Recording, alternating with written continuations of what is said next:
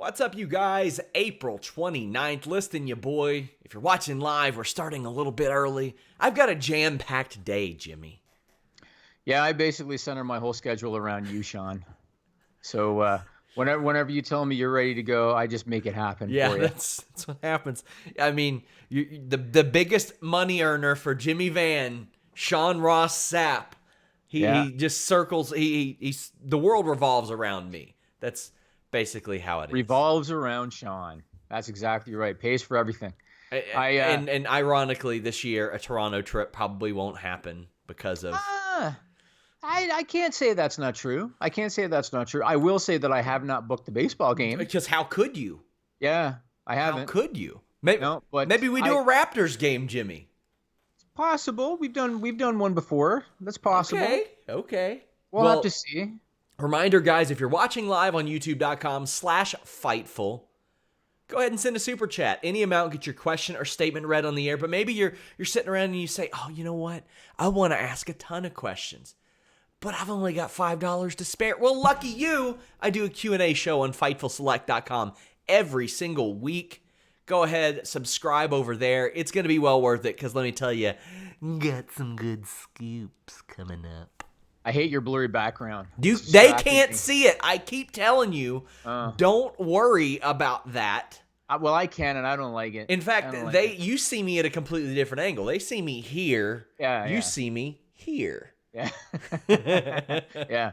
I want to say one other thing. I was planning to wear this T-shirt today, and I just forgot. I just simply forgot. What T-shirt? It's a Conquest. What's it called? Conquer COVID-19 is what it is. Okay. And it's a charity where the proceeds are going towards getting materials for essential workers. And I ordered a couple of them, and I believe the website is conquercovid19.com, I think. We could literally make those ourselves. I was planning to, It's funny because they kind of look like the old Austin 316 shirts in terms of the design. But I was planning on wearing it, and I just completely forgot, so I'll wear it next week. But check that out. I want to start by asking Sean Ross Sapp, you had an interesting interview today. I did. It's not going to come out for a while, but let's be real, Jimmy. I've had a lot of interesting interviews. Yeah, I talked to Jon Moxley again. How'd that go? Very well, very well. Now, we did it in promotion of his Cage Fighter movie, and you can't, not to pat myself on the back, but I'm going to do it. He's playing a pro wrestler in that movie who is moving to MMA, and that is right in our wheelhouse. Yes, it is. That is legitimately the point of our existence as a website, is the crossover between MMA and pro wrestling. So that was really cool. We talked Bloodsport. We talked about him watching WrestleMania. We talked about AEW, WWE producers, how much input they get, about whether he thinks Chuck Liddell and Luke Rockhold would do well in pro wrestling because they are in 2020. They're also in the movie. Well, here's the thing: Yeah. Chuck Liddell has mentioned it in the past. That's nice. In the recent past. And I really like the interview, really like talking to him, second time in a few months. And it's like, what am I going to do? Say, you know what? No, I think I'll pass on that Jon Moxley guy. I think I'll pass on the biggest star in wrestling outside of WWE. You think so? I think Jericho's a bigger star than he is. Well, all due respect. You could, you know what? You could throw that argument out there. And if Chris Jericho wants to do an interview with me and state that case, he is more than welcome to. Awesome. But awesome. I thought you were talking about my interview with RJ City, my 51-minute interview with RJ City. I'm embarrassed to say this. I didn't know that you did an interview with RJ City. Well, I did. 51 minutes. It's going up this weekend. It was a lot of fun, as all of our interviews with RJ City are. But our super chats are fun, too. And Anakin JMT says, listening while back at work, not sure how automotive is essential, but I'll take the extra 30% pay. Thank you for all you guys do. What are Jimmy's thoughts on WWE pushing back against the trademarks of Cody Rhodes? Now, first off, I want to say thank you for going to work. Anybody who's at work or just working from home, I thank you for what you're doing. I appreciate that. Glad you're getting a bump in pay as well if you're going through the risk.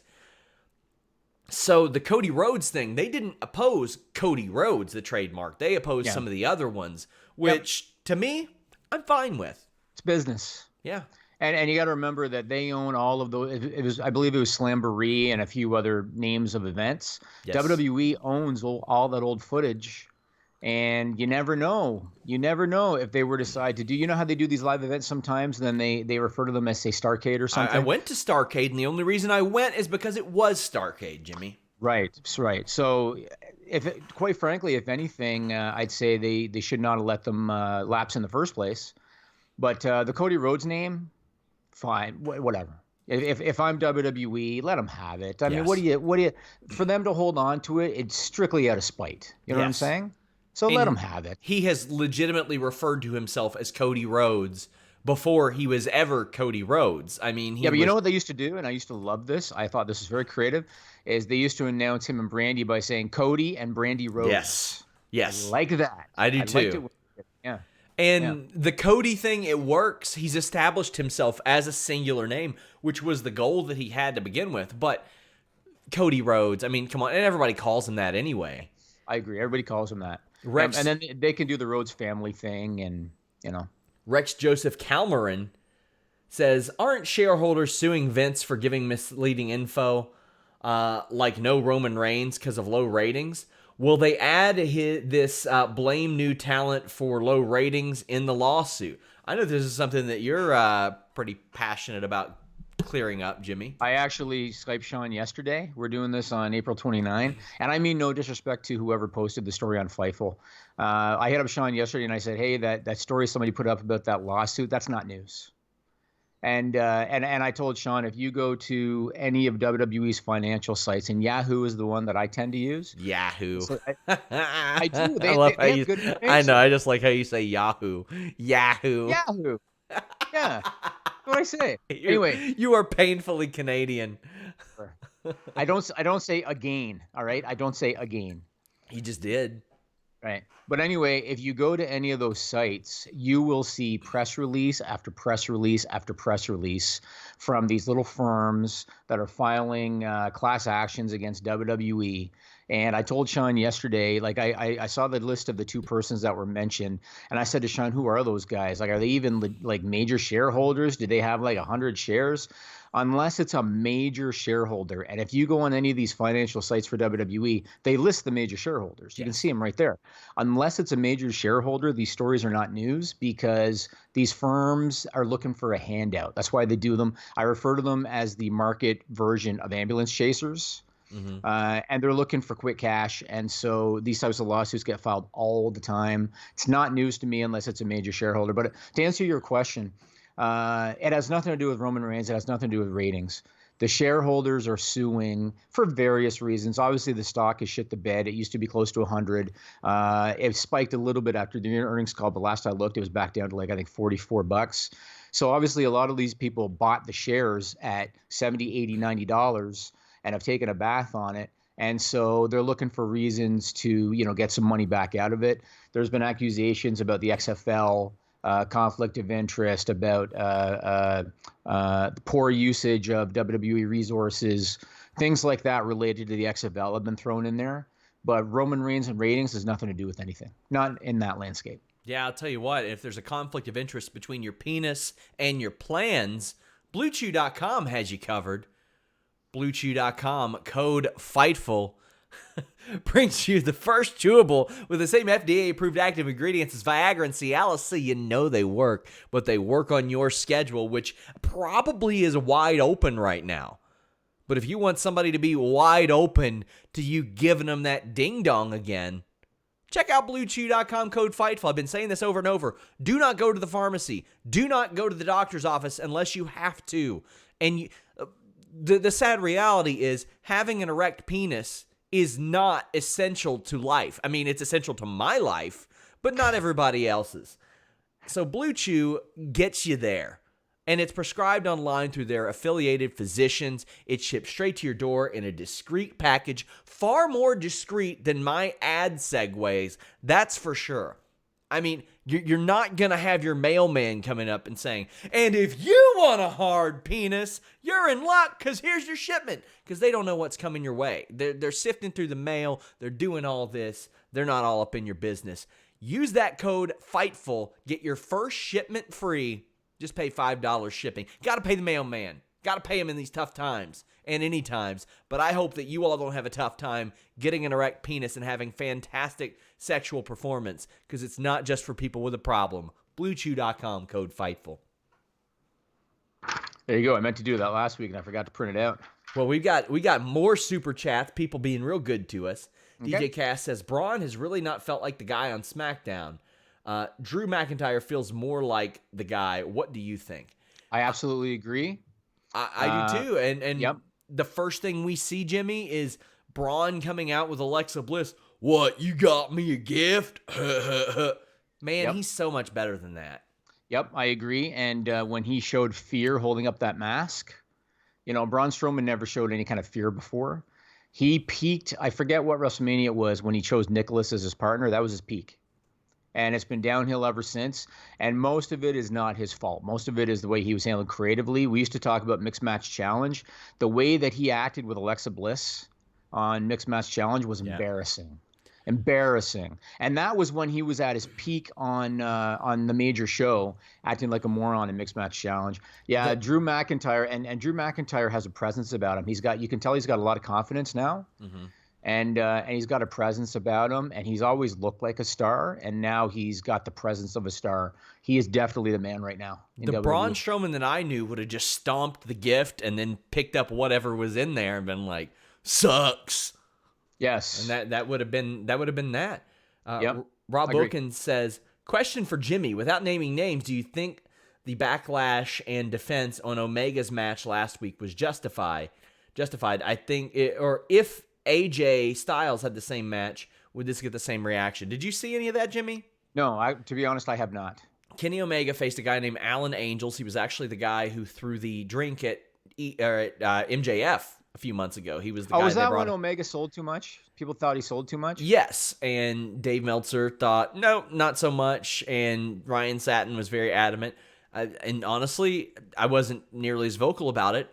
I agreed with Ryan. I thought that Kenny Omega should have looked like a dominant dude and whipped the guy's ass for a while. Now, I'm sure it's nice to throw Alan Angels a bone, but Kenny Omega's the star. I look at it from a few perspectives.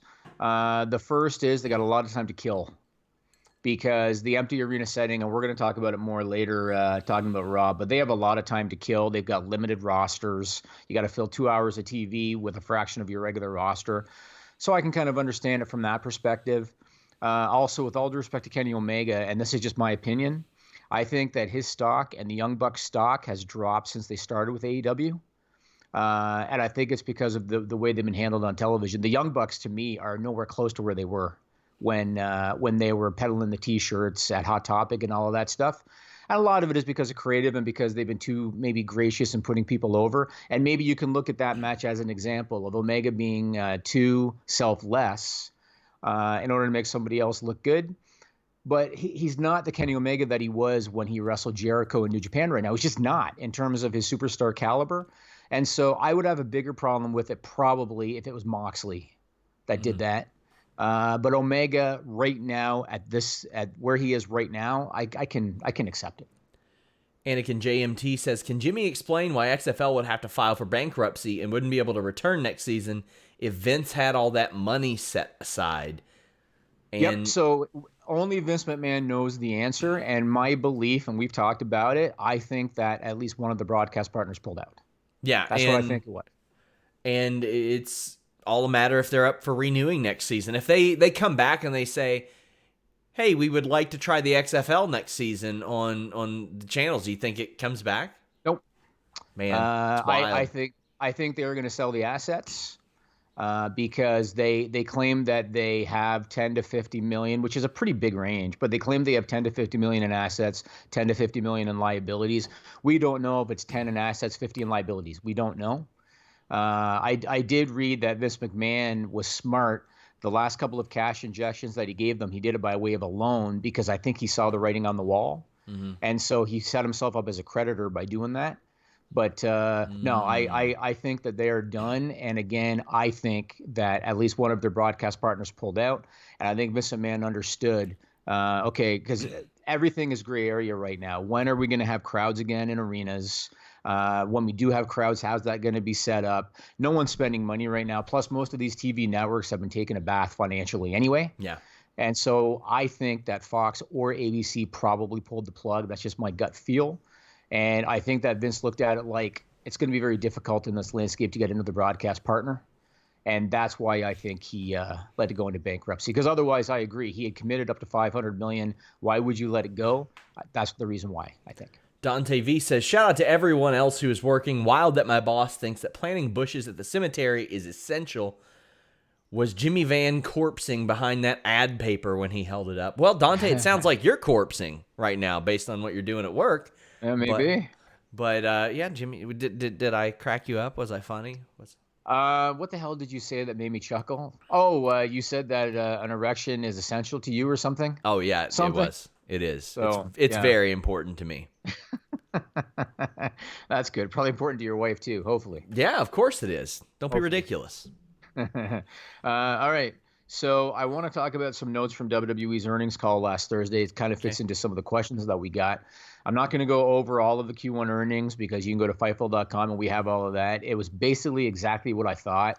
I had said going in that they were going to report record revenues because of the TV deals unless there was a reduction in rights, but that they're going to be down everywhere else. And that's basically what happened.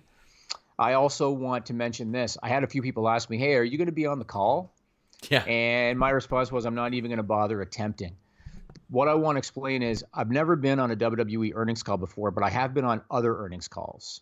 And they typically have a moderator that vets the caller before they go into queue. And if you ever listen to these WWE earnings calls, most of the time they're from, pretty decent sized firms or banks, JP Morgan Chase, Morgan Stanley. Something tells me that if Jimmy Van, or if I use my real name, from Fightful.com, or I could use the holdco, I guess, that I got shares under. But if I show up on the call and I've got some questions to ask Vince McMahon that he's not going to be asked by any of these bankers, there's no chance I'm going into queue, I think. Yeah. And so I don't even bother attempting it.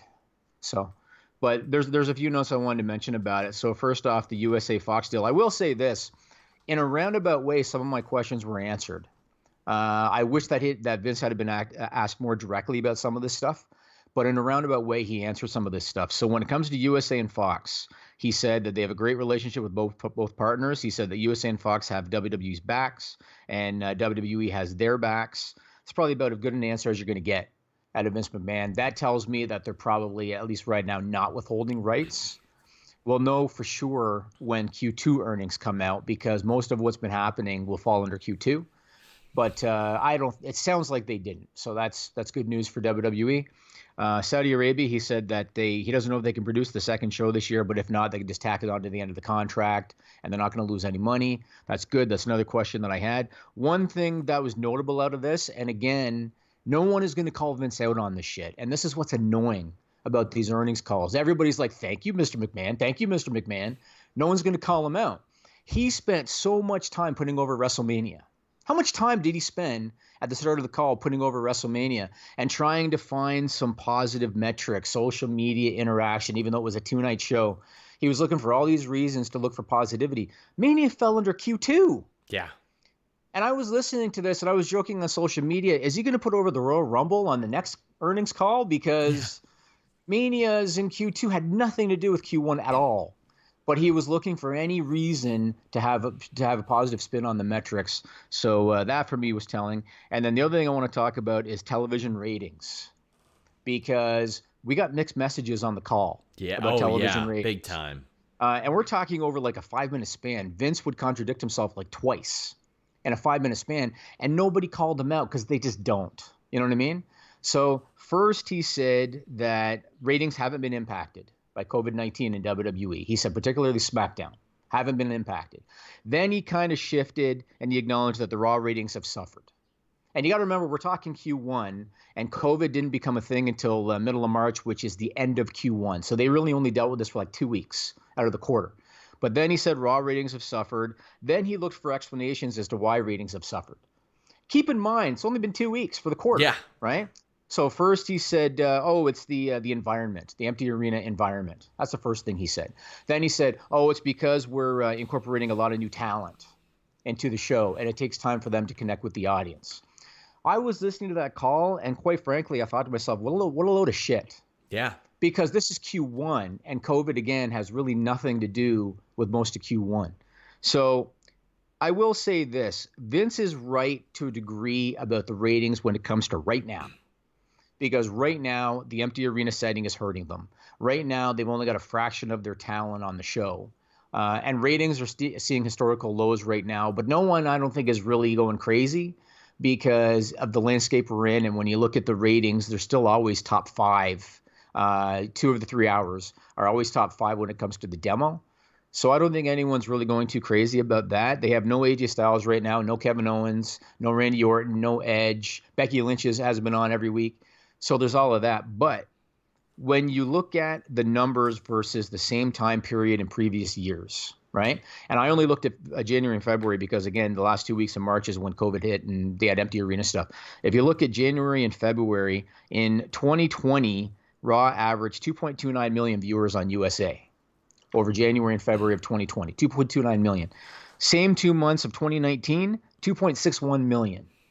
So it's a loss of about 300,000 viewers on average. 2018, 3.33 million. That's a loss of 1 million viewers, Sean, on average over that 2-month period. So you're going to tell me that it's the environment. You're going to tell me it's because of new performers. That's all bullshit. They have been eroding in popularity going back several years, and it's because of creative.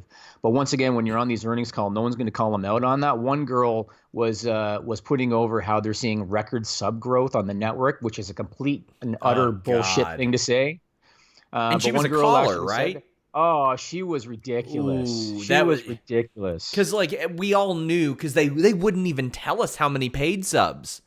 They did. It was in the. I don't have it in front of me. It was in the PDF on the corporate website. But was it? It was either paid subs total or paid subs growth that I thought that they didn't provide information on. So they listed the total subs and they listed the free subs.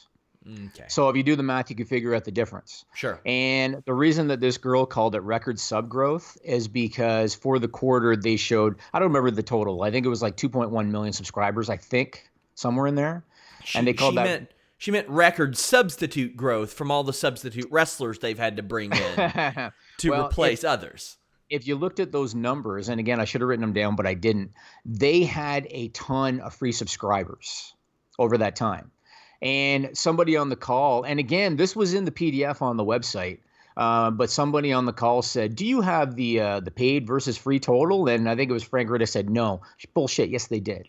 It was on the corporate website, but they didn't want to spotlight the fact that they only showed that high overall number because they had a record number of free subscribers. Yeah.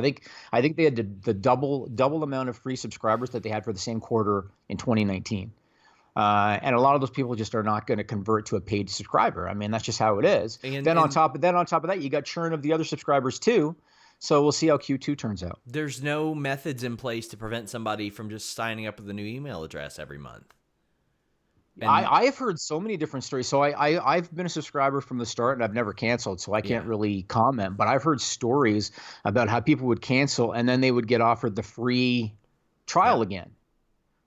I mean, that happens with a lot of subscription services. But yeah, it's man, the numbers are convoluted, and again, when that girl said congratulations on the record sub growth, I was ready to hang up the call. Yeah. Oh, I did a thing where I was looking back at some of the times when WWE would, one, actively troll their fans, or two, be like, "We're changing" type of thing. And I went back and I looked at when Triple H came out and cut that promo about fans crying and whining and said, "Oh, well, me and my friend Mark will quit watching." And I looked, and they have less than half the viewership now than they did on that 2014 promo. And I had so many people saying, cord cutters, DVR. DVR was around then, Jimmy. It existed then. 3-hour Raws were still a thing then. 3-hour Raws have existed for what, 8-9 years now? Yeah, I mean, I will say that cord cutting has affected all of television. Mm-hmm. I mean, even on network primetime television, remember back in the day when Survivor was first out and they would get 20, 30 million viewers a week. Now a good show will do 6 or 7. That's a good show. Well, I mean, even then, it's like people just aren't as interested in the show. The Last Dance, the Bulls documentary, did like 14, 15 million. People wanted to watch it. The Walking Dead isn't doing 14, 15 million anymore. People stopped being as interested in the show. Yeah, but no one is going to tell me, well, the reason that Raw used to do, 6, 7 million at their peak, and they're doing under 2 million right now is because of cord cutters. That's complete and utter bullshit. That's not what it is at all. They've been slowly eroding because of creative. That's what it's been. Adam Pearson says, Sean, looking forward to you smashing the quiz tonight. As someone who is a fan of Wrestle Talk, I can well and truly say they don't stand a chance. Yeah, I'm doing a quiz thing with Wrestle Talk and Parts Fun Known, Adam Blampede, and a couple other people. I think it's at 4 p.m. Eastern. I'll be live over there, so check that out. Watch me dominate some jobbers. Awesome. I want to say one other thing about WWE TV, and this is specific to Raw, kind of more so than SmackDown. You know how sometimes wrestlers will complain about not getting an opportunity, and they'll complain about I pitch stuff, and they're not putting me on TV, whatever. Right now, there are some wrestlers and some managers getting massive opportunities and getting a ton of television exposure. And if they're not able to capitalize on this time with the exposure they're getting, then that's going to be on them, in my opinion. And you look at Raw, because again, they've only had a fraction of their roster at the shows, and they got to fill 3 hours. So Selena Vega, Andrade, Angel Garza, Austin Theory, Apollo Crews, Liv Morgan, Street Profits, getting massive opportunities on television right now. I think Selena Vega has knocked it out of the park. I think she has been, of the whole crop, she's been the star, and it's because she can talk, and it's because she's got charisma. So I think she's done a really good job. I think Angel Garza's done a pretty good job too, because he's also got charisma and he's got pretty good speaking ability. Austin Theory, for me, has been kind of invisible a little bit. He hasn't really shown me too much. And I know that some people are upset about Apollo Crews because they pulled him for Money in the Bank. But at the same time, the fact that he's gotten these opportunities to do matches up to 20 minutes when he wasn't even on TV before, it's going to benefit him in the long run. If not in WWE, then somewhere else. I think he's going to get that against the establishment type of following and push, because a lot of people were upset, and I think that was by design, Jimmy. I think that they wanted to give him a push, make you think that he was getting this opportunity, snatch it from him. That way some people are like, oh, they're taking this from him. They're taking it from him as if it wasn't planned because, hey, they filmed the match 2 weeks ago. Right. And it's kind of the Becky Lynch Survivor Series thing. Yeah, that's the thing. Only this was planned out. Yes. And I think it'll work for him because based on everything that I've seen of him, it's good. Because, see, when that first started to happen, you have all these donks that are like, he's got no charisma. I'm sorry, what is that? The donks? Donks. Got no charisma. No charisma. How would you know? When have you ever seen him cut an extended promo? Then he did that thing with Andrade this week, and it ruled. Him slapping Andrade in the face was one of the most talked about things on Raw this week. I saw two sides to Apollo Crews over the same promo. Because when he was laughing with Charlie, he wasn't good. Like the laughter was kind of forced and it didn't seem natural. But then when he had to get serious because he was face to face with Andrade, then he was good. So I felt like, okay, maybe he's not very good at improvising. Maybe he's not very good with the jokey type stuff, maybe. But when he had to get serious in the slap, I thought that was quite good. I thought that, and he also looked bigger than, taller than I remember, because Andrade's not short by any stretch. He's not a giant, but he's not short. And Apollo was like eye to eye with him. He's about 6 feet tall from what I remember. Yeah, I didn't think he was quite as tall as he looked. But no, it's been a great opportunity for him. It has. And so we're going to see where it goes. Over on SmackDown, it doesn't feel like they have as many new performers getting an opportunity, except for the Forgotten Sons. Otherwise, it doesn't feel like there's as many new performers. But when it comes to standouts, we've talked about Sonya Deville. She's been awesome. I also think that Otis is great, very entertaining. The only thing about Otis that irks me just a little bit is he is doing the supposedly serious program with Dolph Ziggler, who's, been kind of threatening his girlfriend. And when he does run-ins to attack Dolph Ziggler, he still puts in the goofy mannerisms. I don't like that at all. I don't get it. And you don't have a live crowd there. So who are you doing it for? You know what I mean? It doesn't make sense. No offense, but if my girlfriend's getting attacked, I'm not going to run out there and shake my dong all around. It's not... One, it's not appropriate. I would like it if you did. That'd be kind of funny. I mean, maybe Fightful Select guys. Maybe that's the $5,000 tier. No. 1,000 subscribers. 1,000 subscribers. Sean Ross app. Yeah, I'll set up a skit where my wife gets attacked and I run out and save her, but then the only thing that I'm worried about is shaking my dick Yeah, around. exactly. Like I find a lot of the guys, and I've read some stuff online from some experienced wrestlers talking about working in front of no crowd, and I guess some of the newer wrestlers don't like it because they're not used to it, and some of the more experienced guys are fine with it because they've done indies in front of like no crowds, so they're kind of Yeah. used to it. I still find that a lot of the wrestlers on WWE television are showboating to no crowd. Yeah. Like they're still standing on the corners. They're still gazing like this when they're standing on the corners. I'm watching that going, what are you doing? I don't care what you did 2 months ago. You got to pivot because now there's one camera. Well, I know they got multiple cameras, but Watch you're playing to the WCW. camera. Watch WCW stuff. They used to work to the camera a lot. They would Right. go and they would talk to the camera. You got to do that now. Yes. And so it's funny, Triple H, a big talking point from him has been him saying there's a lot of things that are going to change in this business forever because of this. I think that might be one of them. I think they might find the value of talking to a camera. I used to love it when people would heel on WCW Saturday Night or Pro or whatever it was, where Barry Windham would have some jobber by the face and like drag him to the camera and ham for them. And I was like, damn, what a mean son of a bitch. I mean, I watched Dark Side of the Ring last night, and Dr. David Schultz, he was a little before my time. I was like, damn, that guy could work an arena of nobody if he wanted to today, because he would make that connection with the camera and it would transcend the screen. And that's why Yeah, I he think was a lot legitimate. of people, David Schultz was legit. I put a tweet out last night that I bought everything about his character, and I'm not sure that it was a character, and that was the point. Yep. That was the point of the Stossel slap, because you didn't know about David Schultz, if it was real, if it wasn't. There were little things about that, like John Stossel would pivot, which is, something an interviewer might do when they're uncomfortable. And David Schultz's eyes didn't leave him the whole time, like he followed him. And I was like, that's a little thing. That's a little thing that I think that a lot of people could take a tip from. I watched him and really got to see more of him last night than I ever really had before. Okay. And I was like, yeah, there are people that could take some inspiration from that guy. So I after he left WWE, he spent time in Montreal for international wrestling. And I was going to talk about this later, but since you brought it up, we'll talk about it now. The Dr. David D Dark Side of the Ring episode. He actually worked as a babyface in Montreal. Okay. And it was very weird because he still basically acted like Dr. D. David Schultz, but he was working as a babyface. I've talked to guys over the years about him, different guys that had worked with him, especially in Montreal. He was a loose cannon legit. You never knew legitimately what he was going to do.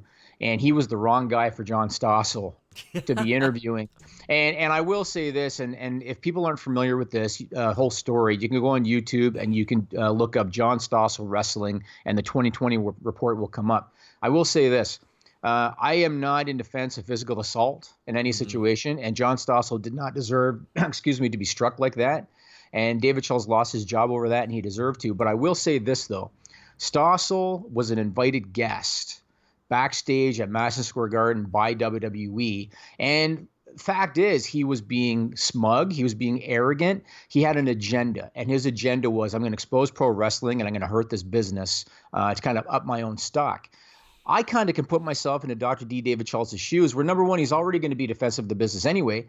Number two, you have this reporter who's been an invited guest looking me in the eye telling me that what I do is bullshit. I am a reporter, and I relate more to Dr. David Schultz than John Stossel because, and I get it, 1985 was way different. But when I heard him say, I don't like the audience being lied to, I'm like, God, how up your own ass are you? Who would watch that? I mean, even Eddie Mansfield, who they had do the expose, said, of course it's not real. Anybody that would believe that it's not is an idiot. Like, yes. I kind of believed him that he was pretty adamant about getting the boys health care and all that stuff. I thought that he was a little more sincere than he was giving credit to in that regard. Also, I thought Jim Cornette was really good on there. There are some that Jim Cornette is really bad on, like the Montreal screw job. I hate when these episodes become him versus Russo. I hate it. It happens once a year. But he was really good there. But David Schultz, man, like I bought everything about that guy when I saw this. And I didn't get to see a ton of him before. But you bring up the Mr. T thing that happened a little bit later. I think that's why he got fired, because as he mentioned, a couple weeks later, just a couple weeks later, what Hulk Hogan did to the guy from Law and Order, what was his name? Belzer or something? Belzer, Richard Belzer. Yeah. What he did to Belzer was way worse than the slap. He choked Belzer out cold. Belzer fell limp to the ground, cracked his head on the floor, bled everywhere. You're right. However, John Stossel did not tell David Schultz to slap him in the face. That's true. That's true. But so also, to me, it's a little different. I don't think Belzer asked Hogan to crack his skull open on the floor either. Well, no, but that wasn't intentional. It's not like Hogan threw him into the floor. Like, he let go and he probably shouldn't have, but he didn't intentionally throw him into the floor like that. Yeah. You know? And at the same time, like, I'll have people, and I get it, WWE isn't keen on giving a guy like me interviews either a lot of times, but I'm not going to go on one of the interviews that they provide me, like what happened with Stossel, and be like, oh, what about Saudi Arabia? What about when y'all get stuck on that plane? What about this blood money type of thing? No, if it's set up through the company, you have a basic understanding, and that does not compromise journalistic integrity to be like, okay, this was set up for a reason. You can play by their rules still. And if you want those answers, there are other ways to get them. I thought John Stossel was way too up his own ass about that. Absolutely. Are you telling me that ABC called Vince McMahon and said, can we get backstage access as MSG? Because we're going to do an expose on pro wrestling.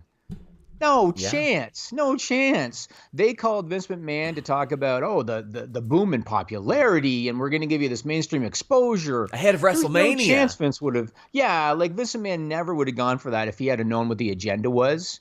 And again, I'm not going to defend anybody for assaulting somebody else. But Stossel, again, he was arrogant and smug, and he had an agenda, and he did it as an invited guest at a show. And so, David Schultz could have hurt him a lot worse. It was a very, very swift slap, as Jim Cornette pointed out. Yeah, it was a very swift one, as Jim Cornette pointed out. He could have messed him up. And I did think that the line of the show was John Stossel saying, "The pain went away when I got paid." Yeah, I mean, they settled, and he got money out of it, just like Belzer settled too. $280,000. Who got that? Stossel? John Stossel. Okay. Yeah, good for him. Whatever. Do you know what David Schultz did after wrestling? Did they say it on the documentary? Yeah, the bounty hunting. Apparently, he was pretty good at it, and that dude's so charismatic. Jesus Christ. He would have had a run with Hogan because, again, this is before Mania 1. This is when the 80s boom period was just about to start. And he would have had a run with Hogan had that not happened. Yeah. But it is what it is. I mean, again, he shouldn't have done it. He was just he was protecting the business, and Stossel, again, was being a dick. And it was just kind of something that he just kind of did off the cuff. And I think he deserved to get fired over it.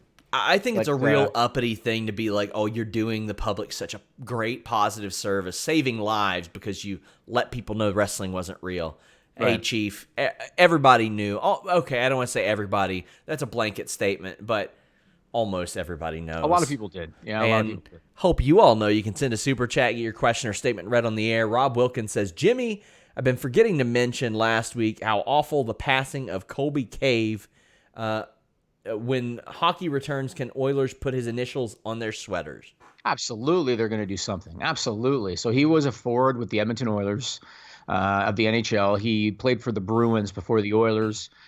He passed away from I remember exactly what it was with his brain. He had bleeding on the brain. He had a cyst of some kind, didn't he? Yeah, and he had bleeding. He had a brain bleed. And started out as a headache, and oftentimes it's sad because oftentimes in these situations, people just think it's a headache. They pop some Tylenol and go to bed, and that's what he did. And overnight, he fell into unconsciousness and ended up passing away. He was only 25 years old. Yeah. So sad situation. Very sad situation. Yep. Man, that sucks. 25. 25, very young, and I think he got married within the last year. Oh, that's heartbreaking. Yes, so it was a really sad situation. I want to talk another point about Raw, and that has to do with NXT wrestlers because I've seen some complaints on social media about how they're bringing up these NXT wrestlers and they're all losing, and how they're making the NXT brand look weak again and all of that. This is just my opinion. Number one, I'm cool with enhancement matches. And remember how long ago we talked about it on this podcast? I was saying bring back enhancement matches before they, were doing them because you need to build guys up. If you're trying to establish a guy to get him ready for a title, you got to build him up. And so I'm a fan of it. The other thing is these NXT guys that are being brought up. It's not like they're using Adam Cole and Gargano and Velveteen Dream and Tommaso Ciampa in enhancement rules. They're using guys like Denzel Dejournette and Chase Parker and Matt Martell and Shane Thorne and Brendan Vink, guys that are still kind of new and they don't really have much of an establishment on the NXT brand. They've had no extended pushes. Really, the only one, Shane Thorne, is a member of TM61, and that's done. Yeah, so for that, I don't have a big problem with it. I think sometimes people, again, they just have an agenda to push. And so they want a reason to crap on WWE, and they're using that as a reason. I don't have a big problem with it. Again, as long as they don't use guys that are established in NXT, I have no issue with it. And look at Al Snow, Matt Hardy, Jeff Hardy, Mick Foley. A lot of those people were enhancement guys on WWF TV well before Matt and Jeff immediately before their push. Al Snow did it and figured things out. Johnny Gargano and Tommaso Ciampa were basically celebrity enhancement wrestlers in 2015, 2016 before they got their big push, and they're doing just fine. People get better, people adapt, people, even in MMA, Jorge Masvidal was not a top main event guy. He became one eventually. It can reflect reality, and I think it works pretty well. My issue is when you have MVP popping up on the screen saying, well, you're going to get a rematch against Shane Thorne and Brendan Vink. And I'm like, oh, goody. The guys who went 0-4 in April can't wait. Yeah, I mean, let me just say this about your point, because I heard you make that point on the post-Raw show. To me, it's kind of not apples to apples. With the Hardy Boys, kind of, it was. But when you look at a guy like Mick Foley, I think he only did a couple of enhancement matches, and then he left and went to a different territory, became Cactus Jack, and then came back. I look at it like this. If, say, Chase Parker and Matt Martell as two examples, if they continue on nationwide television every week as Chase Parker and Matt Martell getting their asses kicked every week, then is there a good chance 2 years down the road that Chase Parker and Matt Martell, same gear, same gimmick, same everything, is suddenly going to be a star? Probably not. However, they could take them off TV. They can repackage them. There's a lot they can do. I mean, look at Jinder Mahal. Now, Jinder Mahal is different to the point that when he won the title, a lot of people didn't accept it because they had seen him as an enhancement guy. So maybe that's a little bit different. What these guys got to be careful of is that they don't go down the road of a Barry Horowitz, Brooklyn Brawler, Mario Mancini. And a lot of that's going to come down to creative for sure, but a lot of that's going to come down to their talent too. Jeff Hardy was never going to be enhancement his whole career. He was way too talented to be enhancement his whole career. Mick Foley was talented, but he also was able to leave, go to a different territory, repackage himself, and become a name. A lot of it's going to come down to these guys, and are they able to be creative, and are they able to come up with new stuff for themselves? To be fair, if you go back and you look at Jeff and Matt Hardy in 95, 96, you had no idea they wouldn't be enhancement guys forever. Even to Matt Hardy's gear and the way he looked in Steve Austin's first televised match, I just knew them as the guys that got beat up by everybody. Now, WWE was smart because occasionally they'd be like, Jeff Hardy beats Razor Ramon via countout. And then you're like, could he get a banana peel win in the future? Then when they started to team up, I'm like, okay, I know these two guys. They're brothers. And then eventually, after legit 4 years of jobbing, they got their opportunity. This is way different now because they're using already contracted talent. But when they threw Thorne and Vink together, I was like, all right, I'll take them as an enhancement team. I like that. I didn't like Ever-Rise getting 70% of the offense on Cedric Alexander and Ricochet. To me, that's not that impressive. That's not. That's like the opposite of doing that. Bring in the B team or somebody. I'm just throwing a team out there. I know they're on SmackDown. But I'm like, bring in somebody else if you're going to give them that much offense. Let these other guys be punching bags for a little bit. The Hardy Boys back then kind of look like the Young Bucks now. Yeah. Well, I mean, They that was the inspiration. And I mean, there's been a lot of references to that. Yeah. Now, one other thing I want to mention, and this leads to something happening on Raw next week, and it kind of also leads into talking again about Jinder Mahal. It's pretty obvious WWE struggling to kill time. When they have 3 hours to fill on Monday, they got 2 to fill on SmackDown. They've got limited rosters on both shows. So it's obvious that they're struggling. This is why you're seeing, I think it was 2 weeks ago, Andrade, Angel Garza, and Austin Theory were in like 3 matches with the Street Profits back to back to back. Yeah. And I think combined, it killed 57 minutes. It's because they're struggling to kill all of this time. That leads me to next week on Raw. They've advertised that there's going to be a last chance gauntlet match for the Money in the Bank spot that Apollo Crews lost due to injury. You theorized this on social media today that you think it's probably going to go long. I think so too. Maybe this would be their opportunity to pump out a 30-minute match, a 45-minute match. But like you said, it's got stakes. Plus, it's a multi-man match in that situation, so it kind of stays fresh. There's a reason for them to kind of do a lengthy match. You also theorize that Jinder might win it because then he could go to Money in the Bank, get the briefcase, and now him and Drew have a ready-made story. Yeah. I'm with you on that too. But the only thing I'll say is if they do it, he needs to cash in the briefcase sooner than later. Yes. Because nobody wants to see a 5-month chase. Exactly. With Jinder Mahal. You know what I mean? Yeah, and I got a lot of response to that. Now, here's the thing. I don't love Jinder Mahal's work, but I've seen enough of it to where I think a 1.5, like a 6-week feud could work. And I don't need to see 2 or 3 matches. I need to see Jinder stalking Drew McIntyre. And there was somebody that says, oh, but do you want Drew McIntyre to draw comparisons to another 3MB guy that got released? And I'm like, yeah, that's the point, is that they have the same story, but Drew is popular and Jinder wasn't. Jinder's jealous. Jinder's back. Jinder hasn't been on TV for a year, so you don't know that he's been jobbing. But the problem that I had with his first reign is that they made him immediately a title contender. Yes. And the thing was, they were like, they didn't want to put him over to the point to where he was a contender. So the reason that you hated him was that this guy actually sucked, but was world champion. And I'm like, that's a weird way to go about it. But if you have the briefcase, you can get away with that a lot more. Now, I've seen a lot of people say, oh, well, Aleister Black could have it. And I'm like, I don't want him running around with the briefcase. Then they say, oh, he could declare a title match then. And I'm like, well, why doesn't he just keep beating up people clean until they have no choice but to give him a title match? That's usually how people become contenders, just not anymore, apparently. You got to lose to do that. I would much rather Aleister Black be kicking people's heads off and them say, hot damn, this guy's really good. Maybe he deserves a world title shot, instead of him basically exposing how inept the booking is by saying, I got to use this green briefcase to get my title shot because they won't give it to me any other way. With Jinder, you've got history there. You've got the similar background. And you can have him stalk Drew's matches and his stuff for a while, and then Drew beats him, and Jinder does not win the title. And then you can do whatever the fuck you want with Jinder after that. I don't care. But this story is there. I think so too. I mean, Aleister Black, I wouldn't have a problem with him winning it just because you're still guaranteed a title shot. Sure. But I agree with you. Like, if Aleister Black was to win, he should cash it in immediately, because he's not the kind of guy to run in and sneak in and look for a spot. Yes. It doesn't match his character. I look at Jinder Drew the same way I look at Moxley Jake Hager.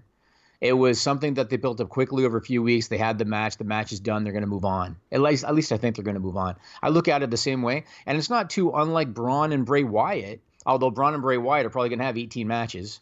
But it's not dissimilar in terms of the build. You're looking at their history. They've got Ronan Harper in the clip. You can have Heath Slater in the footage too. You know what I mean?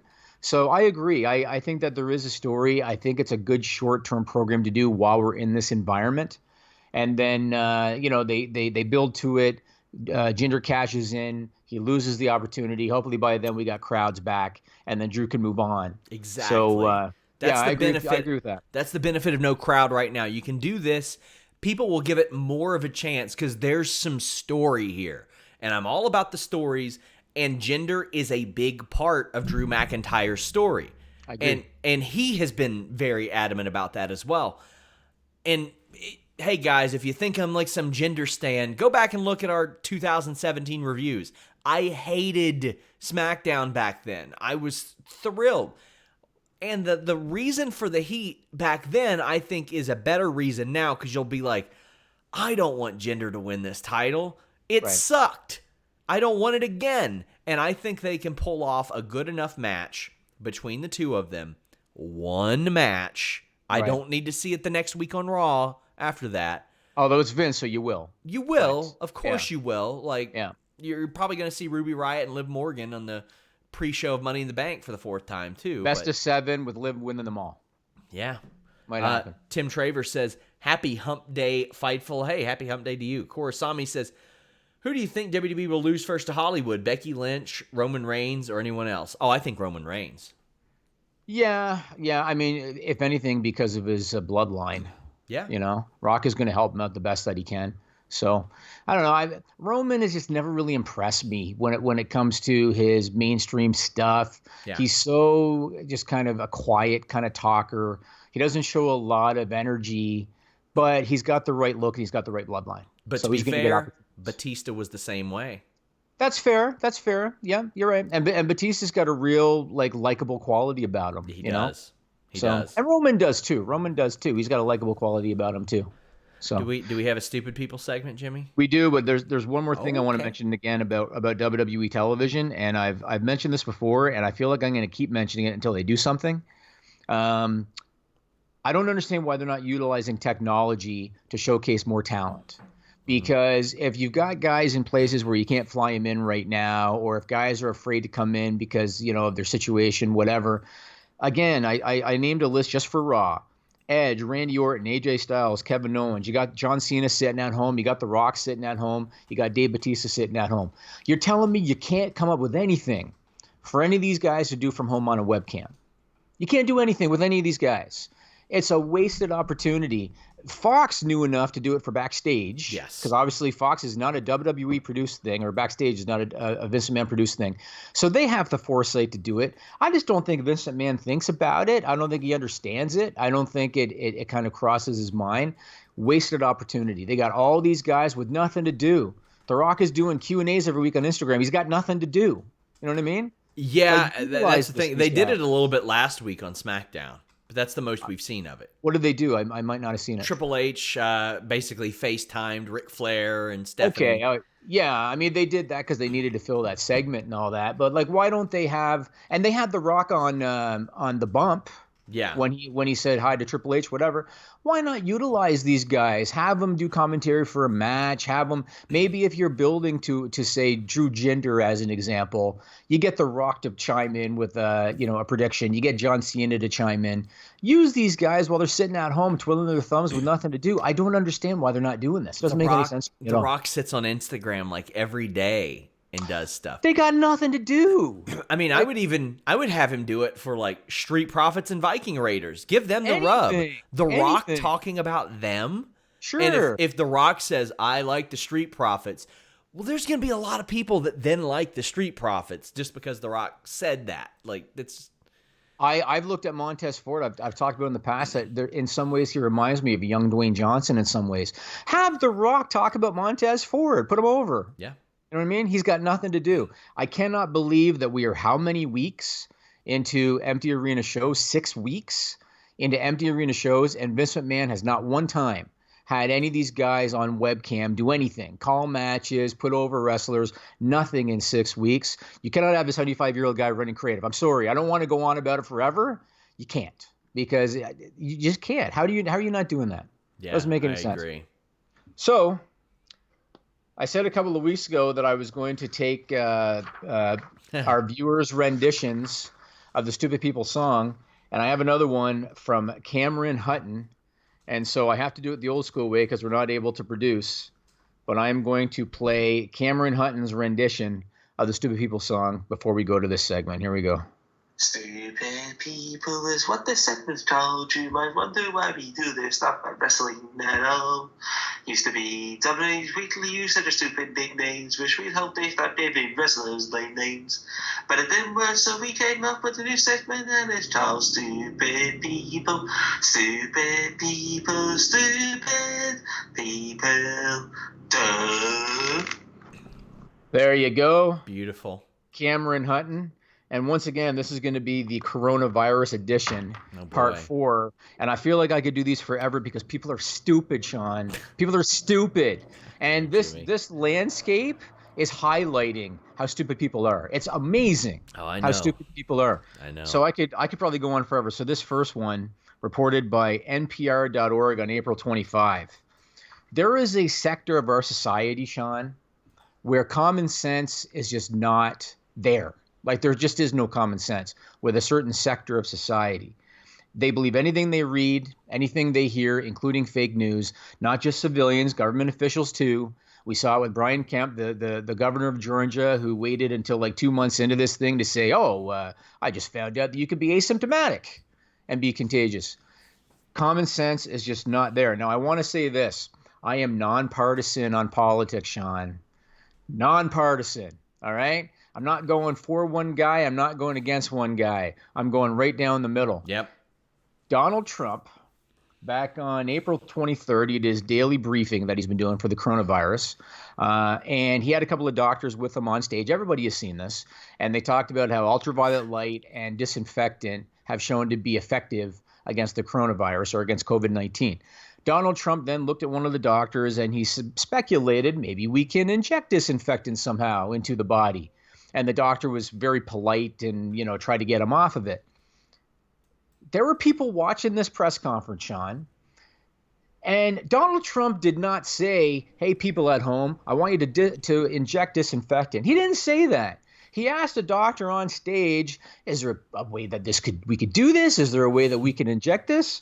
So within 2 days after Donald Trump did that briefing, within 2 days, okay, New York City's Poison Control Center saw a spike in calls for poison by disinfectant, including 9 specifically about exposure to Lysol, 10 cases specifically about bleach, and 11 cases about exposure to other household cleaners. And the next day, keep in mind, I live on the Bible Belt. So there were a lot of people defending even what he said, and they're like, oh, well, he actually meant formaldehyde and stuff in vaccines. And I'm like, no, he didn't. But then the White House is like, oh, he was sarcastic. And I'm like, so what is it? He meant this or he was being sarcastic? Because if so, homeboy's got to talk to a comedian and get better delivery. Because that was not sarcastic. He was serious, but there was no responsibility being held because there are dumb people that will do shit like this. They'll do anything. And again, I'm not defending Trump, but Trump did not look into the camera and say, inject yourself with Lysol. He didn't say that. He asked one of the doctors if there's a possibility that, you could inject the body with this kind of thing. And people ran with that. And what are they doing? Are they like taking shots of Lysol? Yes. Like, what the hell are people doing? Yes. Duh. Of course. This next one is reported by TMZ on April 27th. So we've talked before about these pastors in some states that were defying stay-at-home orders because they want to keep packing their congregation so they can keep on making that money. And there's one guy named Tony Spell out of Louisiana. He's probably been getting the most attention because he's been defying these stay-at-home orders, right? So a couple of weeks ago, he got arrested for allegedly trying to run over a protester, because people were protesting that he was continuing to do his church service on Sundays. He got arrested for that. They put him under house arrest and they gave him an ankle bracelet, right? The following Sunday, he packed his congregation again, defied the house arrest, and showed off the ankle bracelet to his congregation. This is what this idiot did. Now, this is a stupid story, not just for him, but it's a stupid story for the judicial system too. Because after he defied the house arrest, went back to the church, showed off the ankle bracelet, the judge in the case basically said, we're going to leave him under house arrest because we don't want him to potentially infect any of the prisoners in jail with COVID-19. So we're going to leave him under house arrest, knowing next Sunday he's going to be back at church again. You know what I'm saying? Like, what's it gonna take? What's it gonna take? Is it gonna take like 20 people from his church dying I think of it's really coronavirus? like one, people who share the conspiracy theories and all that stuff. Just because they live in a rural area like I live in, it's major disrespectful to people that are getting sick, dying, Sure. out there working in the hospitals to share this dumb shit because some dork in fucking scrubs made a YouTube video, some chiropractor made a video, the truth about COVID-19. You fucking dummy. You fucking dummy. So if you post shit like that, you better be ready for somebody to call you a fucking dummy because you're a fucking dummy. Well, this last one. And have you seen all the people that are like, oh, you better watch this before it gets deleted. They're trying to keep us from they're trying to keep motherfuckers from drinking bleach and shit is what they're trying to do. I promise you, Mark Zuckerberg wants you to live so he can make more money off of you. You fucking dummies. Well, this last one is ironic because your state They is wanted part to of the crash story. the stock market, Jimmy. It was all a part of their plan. The master plan to control us, to fuck up the stock market. You fucking dummies! Did you hear about the Lakers? Yeah, I did. The Lakers got a $4 million subsidy. Yeah, they gave it back. The Los Angeles Lakers. Yeah. Should we apply Isn't for that unbelievable? They got a $4 million subsidy. Can I apply for that? This last one was reported by the New York Post on April 20. And this one, ironically enough, your state was mentioned in the story, Sean, which I thought was interesting. So we've talked before about how cities across the U.S., people are doing protests now. You know, they're protesting. They want to go outside. They want them to lift lockdown rules.